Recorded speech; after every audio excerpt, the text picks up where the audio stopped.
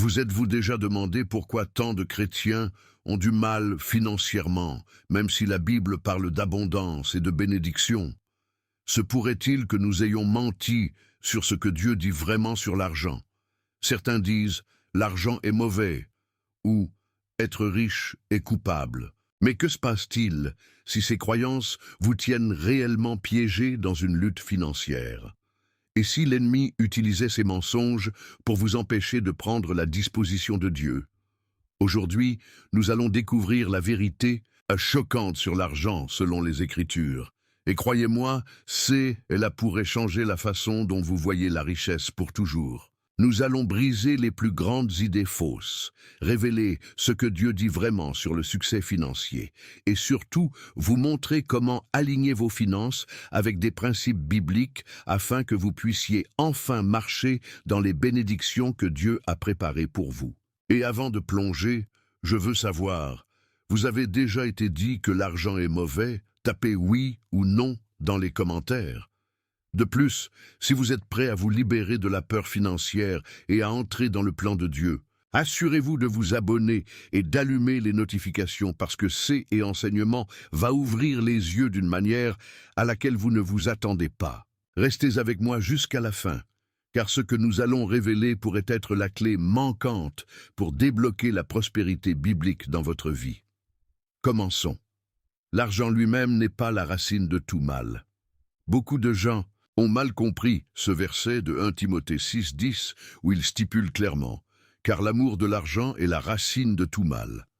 Remarquez la différence clé? Ce n'est pas de l'argent lui-même, mais l'amour de l'argent qui corrompt.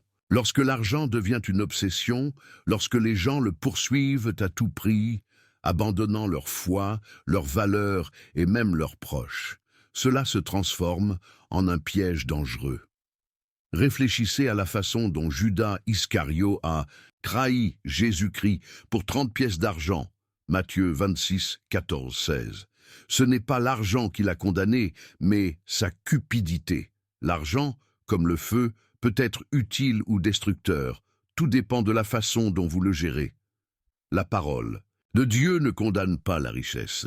Il met en garde contre l'attachement du cœur. Lorsque les gens donnent la priorité aux richesses de leur vie spirituelle, ils finissent par servir de l'argent plutôt que Dieu. Jetez un œil au monde qui vous entoure. Money entraîne des industries, nourrit les familles et soutient les ministères qui propagent la parole de Dieu. De nombreux croyants tombent dans l'idée fausse que la richesse est intrinsèquement mauvaise, mais la Bible enseigne autrement. Abraham, l'un des hommes les plus fidèles des Écritures, était extrêmement riche dans le bétail, l'argent et l'or. Genèse 13, 2.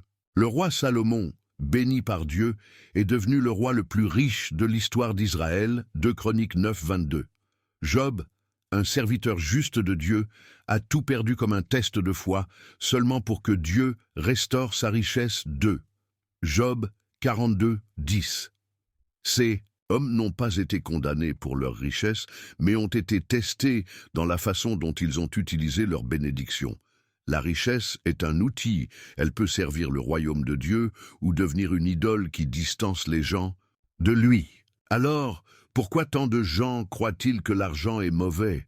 Parce qu'ils ont vu son pouvoir destructeur lorsqu'ils sont mal utilisés. Beaucoup tombent dans la tromperie, pensant que la pauvreté est un signe de sainteté, mais la Bible ne dit jamais qu'être pauvre est une exigence de justice. Au lieu de cela, les Écritures appellent la sagesse à gérer l'argent. Matthieu 6, 24 nous prévient que personne ne peut servir à la fois Dieu et l'argent. Nous devons faire un choix. Mais remarque, le verset ne dit pas que l'argent lui-même est mauvais. Il dit que nous devons faire attention à ne pas le laisser régner sur nous. L'intendance fidèle est la clé. Dieu conteste les ressources à son peuple à être utilisées pour de bonnes œuvres, non tassées de la cupidité ou mal utilisées pour un gain égoïste. Pensez à la façon dont l'argent a façonné votre vie. Avez-vous déjà vu un généreux donateur qui utilise leurs ressources pour bénir les autres? Leur richesse devient une force pour le bien, un moyen de soutenir les missions dans le besoin, de financer et de subvenir aux besoins de leur famille. D'un autre côté, avez-vous également vu des gens dont la cupidité les détruit? Il ne s'agit jamais de l'argent lui-même, il s'agit toujours du cœur. Dieu regarde nos cœurs et nos intentions. Si l'argent contrôle une personne, cela conduit à la ruine. Mais si une personne contrôle de l'argent sous la direction de Dieu, cela devient un outil puissant pour son royaume. C'est pourquoi Paul demande aux croyants, en 1 Timothée 6, 17, 19, d'être riches en bonnes œuvres, généreuses et prêtes à partager, non pas à s'accrocher à la richesse comme leur sécurité ultime. Avec cette compréhension, changeons notre objectif. Si l'argent n'est pas le problème, que dit vraiment la Bible sur la richesse? Est-ce que le riche péchait? Explorons ce que les Écritures révèlent sur ce sujet.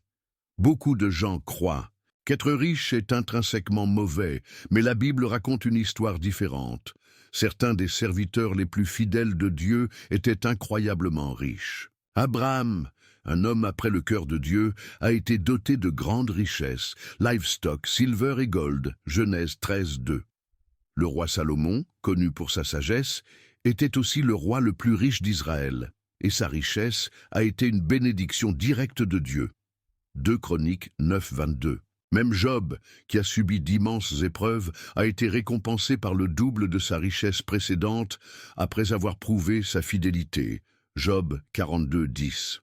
De toute évidence, Dieu ne condamne pas la richesse elle-même, ce qui compte la façon dont il est utilisé. Le problème n'est pas de l'argent, mais lorsque la richesse devient une idole, prenant la priorité sur la foi et la justice. Alors pourquoi tant de gens pensent que la richesse est mauvaise? Parce qu'ils voient comment la cupidité et le matérialisme consomment des gens. De nombreux individus riches deviennent arrogants, croyant qu'ils sont autosuffisants sans Dieu. D'autres amusent leur richesse, ignorant les besoins des pauvres et vivent en excès pendant que d'autres souffrent. C'est là que la Bible nous prévient, pas contre les richesses, mais contre leur confiance. 1 Timothée 6, 17 dit aux riches de ne pas être arrogants, ni de mettre leur espoir dans la richesse, ce qui est incertain, mais de mettre leur espoir en Dieu. La richesse est temporaire. Seul le royaume de Dieu est éternel. Jésus-Christ lui-même a averti qu'il était difficile pour une personne riche d'entrer dans le ciel. Matthieu 19, 24. Non pas parce que la richesse est mauvaise, mais parce que beaucoup permettent aux richesses de prendre le contrôle de leur cœur. Cependant, la richesse peut être un outil puissant pour de bon lorsqu'il est géré avec sagesse et foi. De nombreuses grandes œuvres de Dieu ont été soutenues par des ressources financières. Les ministères, les organismes de bienfaisance et les missions prospèrent lorsque les croyants utilisent leur bénédiction pour élever les autres. Dieu appelle son peuple à être généreux et à utiliser leur abondance pour servir ceux qui en ont besoin. Proverbes 3, 9, 10. Encourage les croyants à honorer Dieu avec leur richesse, et en retour, il promet une disposition. L'Église primitive, des Actes 4, 32-35 l'a illustré. Ils ont partagé leur richesse pour que personne d'entre eux n'ait rien. La richesse doit être considérée comme une occasion de bénir les autres et de glorifier Dieu, et non comme quelque chose à avoir honte. Pensez-y, si être riche était vraiment coupable, pourquoi Dieu bénirait-il tant de ses fidèles serviteurs? Avec de la richesse, le problème n'est pas l'argent, c'est le cœur derrière. Les richesses sont-elles utilisées pour servir les desseins de Dieu ou deviennent-ils une idole?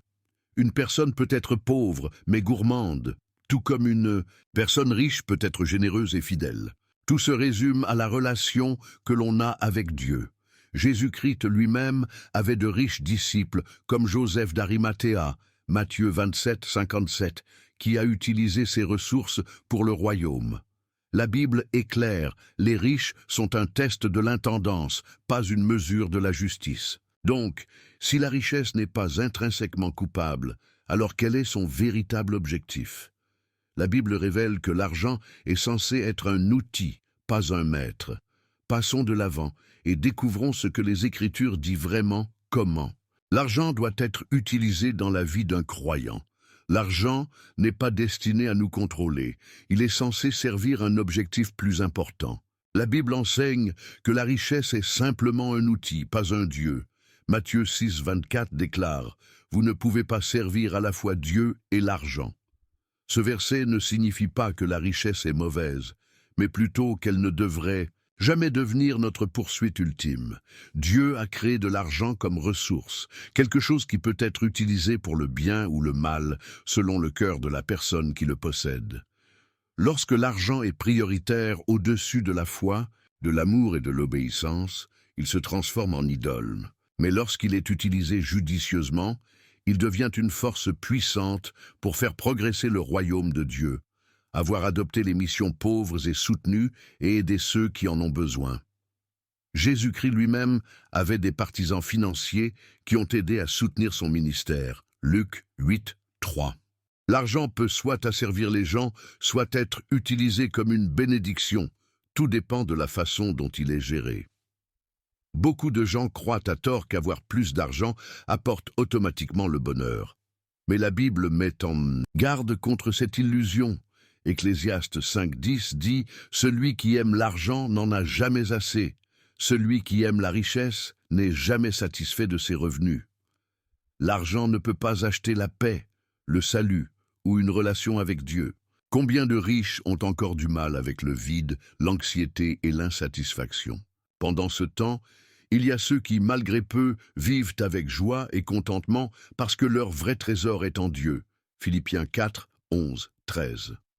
C'est pourquoi l'argent ne devrait jamais être l'objectif de notre vie. Ce n'est qu'un moyen pour une fin.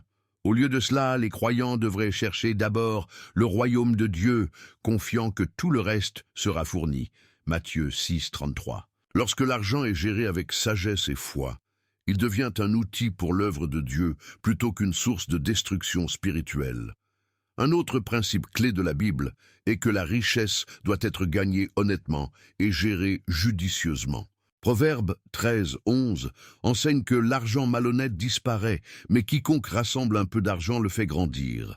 Cela signifie que les richesses gagnées par la tromperie, le jeu ou la corruption entraîneront éventuellement des pertes. Le travail acharné et la gestion financière sage sont des principes bibliques. 2 Thessaloniciens 3.10 déclare « Celui qui ne veut pas travailler ne mange pas ». Dieu ne favorise pas la paresse, ni ne soutient les habitudes financières imprudentes. Au lieu de cela, il appelle à la diligence, à l'intégrité et à la responsabilité dans la gestion de l'argent. Un croyant sage apprend à épargner, investir et être un bon intendant, sachant que l'argent est une ressource temporaire donnée par Dieu pour être utilisée judicieusement. De plus, les Écritures sont claires que la richesse est censée être partagée. Luc 6.38 dit « Donnez et il vous sera donné ». La générosité est un enseignement central de Jésus-Christ, et c'est en donnant que les bénédictions se multiplient.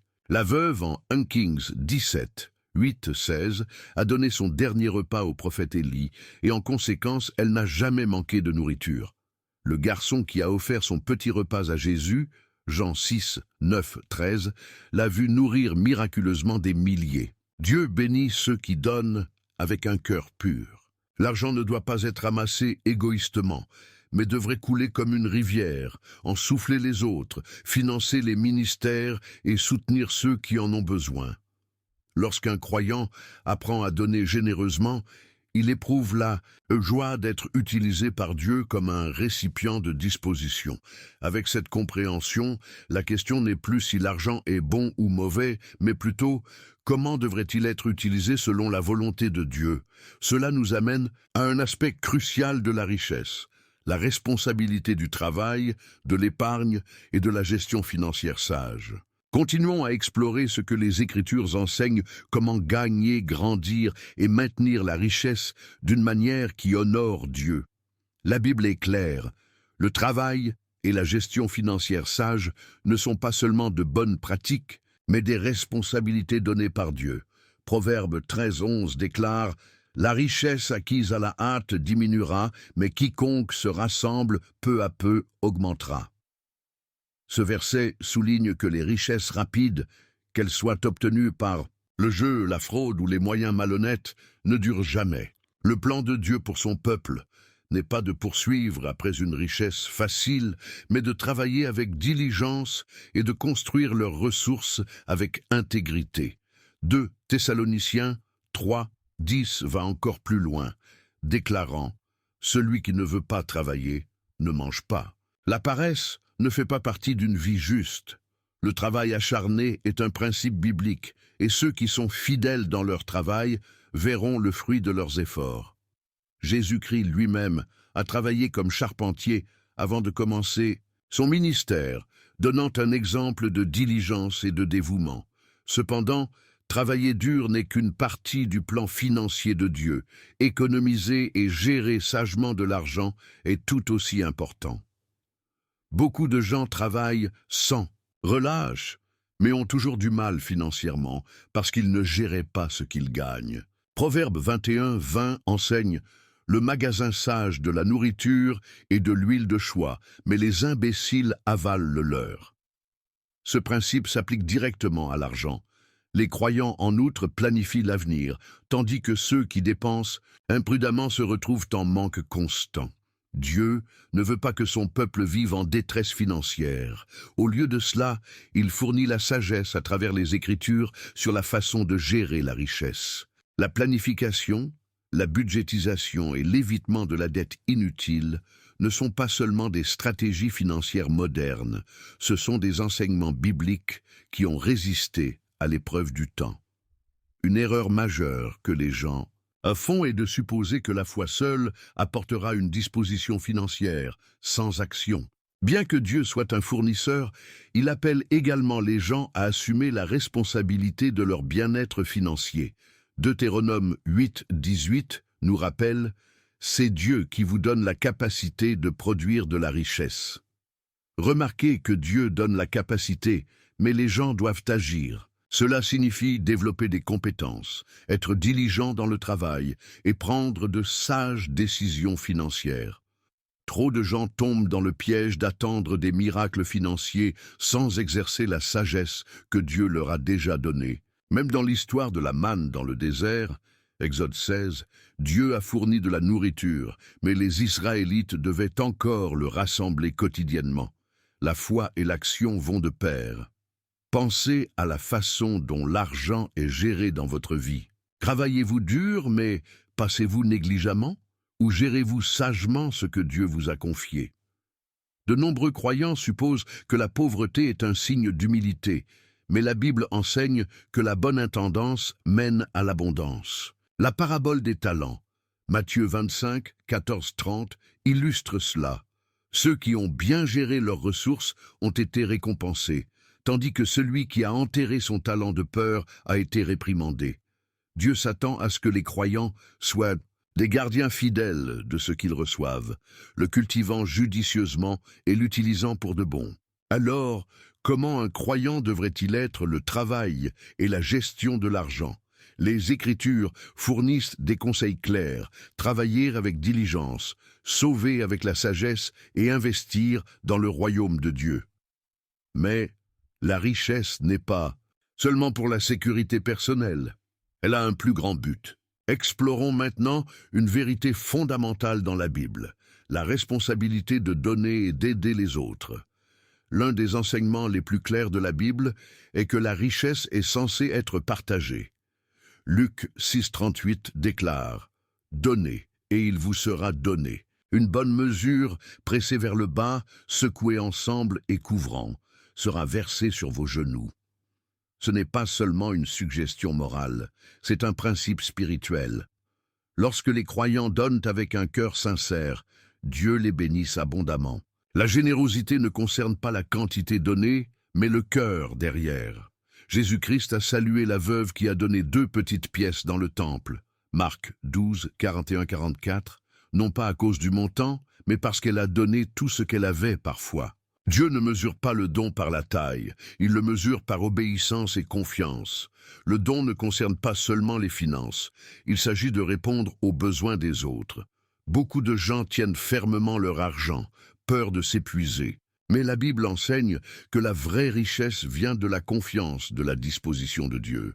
Considérez la veuve de Zarephath dans 1 Roi 17, 8, 16. Elle était à son dernier repas lorsque le prophète Élisha lui a demandé de le partager. Au lieu de retenir, elle a donné et Dieu s'est assuré que son approvisionnement ne s'est jamais épuisé. Cette histoire montre que la foi mène à une disposition divine. Dieu n'est jamais limité par les ressources humaines. Il multiplie tout ce qui est donné dans la foi. Ceux qui sont généreux ne manquent jamais parce que Dieu les soutient. Beaucoup de gens comprennent mal la richesse, pensant que cela ne concerne que le confort personnel. Mais la Bible est claire. Les encore sont censés couler, pas stagner. Dans Actes 4, 32-35, les premiers croyants ont partagé tout ce qu'ils avaient, garantissant que personne n'était dans le besoin. Ce n'était pas forcé de donner, c'était un esprit d'unité et d'amour. L'économie de Dieu fonctionne différemment de l'économie mondiale. Dans le monde, les gens s'accumulent par eux-mêmes. Dans le royaume de Dieu, les ressources sont censées en bénir beaucoup. Lorsque les croyants donnent, ils participent au plan de Dieu pour subvenir aux besoins des autres. Ils deviennent des navires de sa disposition et de son amour. Un obstacle majeur à la générosité est la peur, la crainte de ne pas avoir assez, la peur d'être profité, la peur de l'insécurité financière. Mais l'Écriture nous rappelle dans Philippiens 4,19 « Et mon Dieu répondra à tous vos besoins selon les richesses de sa gloire en Jésus-Christ. » C'est une promesse.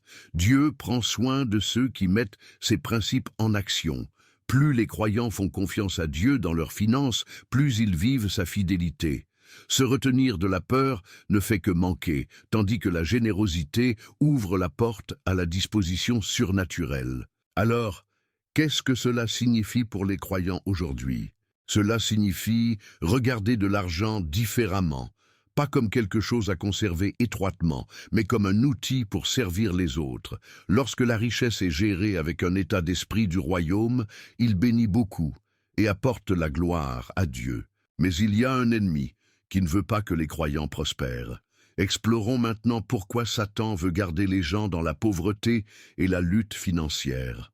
Satan ne veut pas que les croyants prospèrent, il veut qu'ils soient piégés dans la peur, le manque et la dépendance. Lorsqu'une personne a du mal financièrement, elle est souvent consommée par l'anxiété, le stress et le désespoir. C'est exactement ce que veut l'ennemi. La Bible avertit que le diable vient voler, tuer et détruire. Jean 10,10. Et l'une des choses qu'il vole est la liberté financière. La pauvreté peut limiter la capacité d'un croyant à aider les autres, à soutenir les ministères et même à se concentrer sur sa croissance spirituelle. Lorsque quelqu'un s'inquiète constamment de son prochain repas, il devient plus difficile de se concentrer sur le dessein de Dieu pour sa vie. Satan le sait, c'est pourquoi il propage des mensonges sur l'argent, en convaincre beaucoup que c'est mal, cette prospérité est égoïste et que les difficultés financières sont un signe de sainteté. Ce sont toutes des tromperies destinées à empêcher les croyants d'entrer dans la disposition de Dieu. L'une des plus grandes tactiques de l'ennemi est d'utiliser la peur pour bloquer les bénédictions financières. Beaucoup de gens ont été conditionnés à croire que la pauvreté est un signe d'humilité, mais la Bible n'enseigne pas cela. Au lieu de cela, Deutéronome 8,18 déclare « Mais rappelez-vous le Seigneur votre Dieu, car c'est lui qui vous donne la capacité de produire de la richesse. » Cela signifie que Dieu lui-même a donné aux gens le pouvoir de créer une stabilité financière, mais l'ennemi se bat durement pour les garder aveugles à cette vérité. Si les croyants restent pauvres, ils ne peuvent pas soutenir pleinement l'œuvre du royaume de Dieu. Ils hésiteront à donner, craignant qu'il n'en ait pas assez. C'est exactement ce que Satan veut, garder les croyants petits, craintifs et financièrement faibles, afin qu'ils ne puissent pas être efficaces pour répandre l'Évangile ou aider les autres. Satan manipule également la culture et la religion pour faire en sorte que les gens acceptent les difficultés financières comme leur sort. Combien de fois avez-vous entendu que l'argent est la racine de tout mal? Il s'agit d'une mauvaise interprétation des Écritures, que Timothée 6,10 dit en fait « L'amour de l'argent est la racine de tout mal ». L'ennemi tord la vérité, faisant peur aux gens de la richesse, alors qu'en réalité, Dieu veut que son peuple soit béni afin qu'il puisse bénir les autres. Jérémie 29:11 nous rappelle que les plans de Dieu sont destinés à la prospérité et à l'espoir, pas pour le mal. Si la pauvreté était vraiment la volonté de Dieu, pourquoi promettrait-il une abondance à ceux qui le suivent? Satan fait tout ce qu'il peut pour empêcher les croyants de pénétrer dans leur héritage financier. Pensez aux personnes qui ont eu le plus grand impact dans la Bible.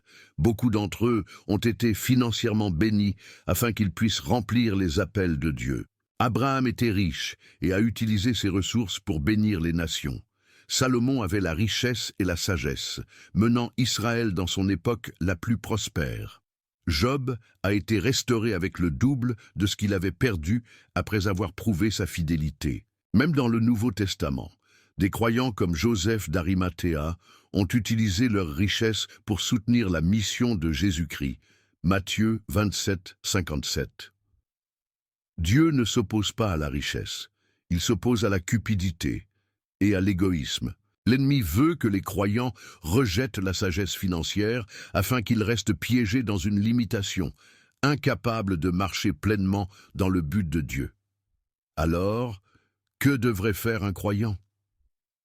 La première étape consiste à rejeter les mensonges de l'ennemi et à embrasser les promesses de Dieu. La pauvreté n'est pas un cadeau spirituel, c'est un outil que Satan utilise pour affaiblir le peuple de Dieu. La prochaine étape consiste à apprendre à gérer l'argent selon les enseignements de la Bible. Comment les croyants devraient-ils gérer leurs richesses et quelles mesures peuvent-elles prendre pour s'assurer qu'elles sont alignées sur la volonté de Dieu? Avançons et découvrons la sagesse financière biblique qui mène à la vraie prospérité. Maintenant que nous comprenons ce que la Bible dit vraiment de l'argent, la question demeure: que devez-vous faire ensuite? La première étape consiste à changer votre état d'esprit sur l'argent. Arrêtez de voir la richesse comme quelque chose de mal ou de dangereux. Au lieu de cela, reconnaissez-le comme un outil donné par Dieu pour être utilisé judicieusement. Matthieu 6,33 déclare: « Recherchez d'abord le royaume de Dieu et sa justice, et toutes ces choses vous seront ajoutées. » Cela signifie que lorsque Dieu est mis en premier, tout le reste, y compris la disposition financière, se met en place. L'argent ne devrait jamais être le centre de la vie d'un croyant, mais il devrait être géré d'une manière qui honore Dieu. La richesse n'est pas un ennemi, c'est une ressource. Et lorsqu'il est utilisé selon les principes bibliques, cela conduit à des bénédictions et non à la destruction. La prochaine étape consiste à apprendre à utiliser l'argent selon la sagesse de Dieu. La Bible fournit des principes financiers clairs que chaque croyant devrait suivre. Tout d'abord, travailler avec honnêteté et diligence. 2 Thessaloniciens 3,10 nous rappelle que toute personne qui ne veut pas travailler ne mange pas. Dieu bénit ceux qui travaillent dur et agissent avec intégrité. Deuxièmement, économiser et gérer de l'argent judicieusement. Proverbe 21:20 dit: « Le magasin sage de la nourriture et de l'huile de choix, mais les imbéciles avalent le leur. » Cela signifie que les croyants devraient planifier à l'avance, éviter le gaspillage et prendre de sages décisions financières. Troisièmement, soyez généreux et disposés à donner. Luc 6,38 enseigne que « donnez, et il vous sera donné ». Lorsque l'argent est utilisé pour aider les autres, Dieu le multiplie d'une manière qui dépasse la compréhension humaine. De nombreux croyants hésitent à poursuivre la croissance financière parce qu'ils craignent que cela les conduise loin de Dieu. Cependant, la clé ne craint pas la prospérité, mais la manipulant avec sagesse. Deutéronome 8,18 nous rappelle: « C'est Dieu qui vous donne la capacité de produire de la richesse. » Lorsque la richesse est gérée dans l'alignement avec la volonté de Dieu, elle apporte la stabilité, la générosité et les opportunités de servir les autres. C'est pourquoi les croyants doivent rejeter les mensonges ennemis qui disent qu'ils doivent rester en lutte financière. Dieu veut que son peuple vive en paix et en provision, mais cela nécessite la foi, l'action et la sagesse biblique. L'une des plus grandes craintes entourant l'argent est la peur de la croissance financière. Beaucoup de gens ont peur que s'ils gagnent plus, ils tomberont dans le matérialisme ou la cupidité. Mais la réalité est que la richesse pieuse concerne l'intendance, pas l'égoïsme. Jérémie 29, 11 nous assure que les plans de Dieu sont pour le bien, pas pour le mal. Si Dieu bénisse quelqu'un avec des ressources, il doit être utilisé pour sa gloire et pour bénir les autres. Au lieu de craindre la richesse, les croyants devraient prier pour que la sagesse la gère correctement. Tout comme dans la parabole des talents, Matthieu 25, 14, 30, ceux qui gèrent bien leurs ressources sont condamnés à plus. Alors, qu'est-ce qui vous empêche de marcher dans le plan financier de Dieu? Si vous appliquez ces principes, vous verrez une transformation de la façon dont vous gérez l'argent, de la façon dont vous donnez et de la façon dont vous faites confiance à la provision de Dieu. Mais rappelez-vous, l'argent n'est qu'une partie de l'équation. La richesse, tronquant, vient d'une relation forte avec Dieu et d'un cœur aligné sur sa volonté. Maintenant que nous avons établi ce que les Écritures enseignent sur la gestion et financière, terminons avec une dernière pensée. Quelle est la véritable définition de la richesse selon la Bible? Concluons en réfléchissant aux vraies richesses que Dieu offre au-delà de l'argent. Beaucoup de gens craignent le succès financier parce qu'ils associent la richesse à la cupidité, à la corruption ou à une perte de foi. Mais la Bible enseigne que la prospérité n'est pas le problème, c'est la façon dont les gens le gèrent qui compte. Jérémie 29, 11 déclare « Car je connais les plans que j'ai pour vous », déclare le Seigneur, « prévoit de vous prospérer et de ne pas vous nuire, prévoit de vous donner un avenir et un espoir. » Notez que le plan de Dieu comprend la prospérité, mais toujours dans le cadre de la fidélité et de l'obéissance. L'argent en soi est neutre, c'est le cœur derrière qui détermine s'il s'agit d'une bénédiction ou d'une malédiction. Si une personne honore Dieu, reste humble et utilise judicieusement ses ressources, la croissance financière n'est pas quelque chose à craindre, c'est quelque chose à embrasser dans le cadre du plan de Dieu. L'une des craintes les plus courantes que les croyants ont sur la richesse est la peur de perdre leur objectif spirituel. Beaucoup craignent que le succès financier les conduise loin de Dieu, ce qui les rend arrogants ou matérialistes. Cependant, Proverbe 10, 22 nous rappelle que la bénédiction du Seigneur apporte la richesse, sans labeur douloureux pour cela. Cela signifie que les bénédictions de Dieu ne sont pas censées être un fardeau, elles sont censées être appréciées et utilisées pour de bon. La Bible ne dit jamais que d'avoir de l'argent est faux, mais il met en garde contre la confiance en argent au lieu de faire confiance à Dieu. C'est pourquoi les croyants doivent garder leur cœur ancré dans la foi, garantir que la richesse est utilisée à des fins de Dieu, pas pour un gain égoïste. Beaucoup de gens hésitent également à poursuivre le succès en raison du conditionnement culturel ou religieux.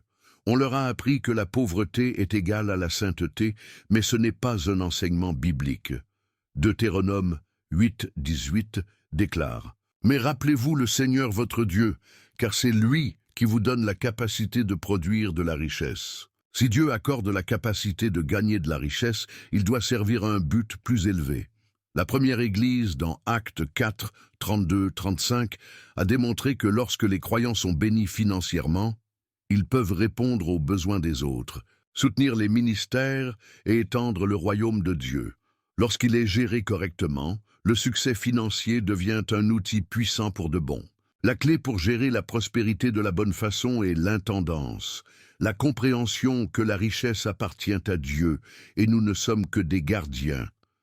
Matthieu 6, 33 demande aux croyants de rechercher d'abord le royaume de Dieu et sa justice, et toutes ces choses vous seront ajoutées. Cela signifie que lorsque Dieu est au centre de la vie d'une personne, tout le reste, y compris le succès financier, se met en place. L'argent ne devrait jamais être une idole, mais il ne faut pas non plus craindre. Au lieu de cela, il doit être géré judicieusement, partagé généreusement et utilisé pour glorifier Dieu. Alors, quel devrait être l'état d'esprit d'un croyant concernant la croissance financière? Au lieu de craindre le succès, il devrait prier pour la sagesse, pratiquer l'intendance fidèle et confiance que Dieu fournit. Lorsque la prospérité arrive, elle doit être reçue avec gratitude et utilisée dans le but.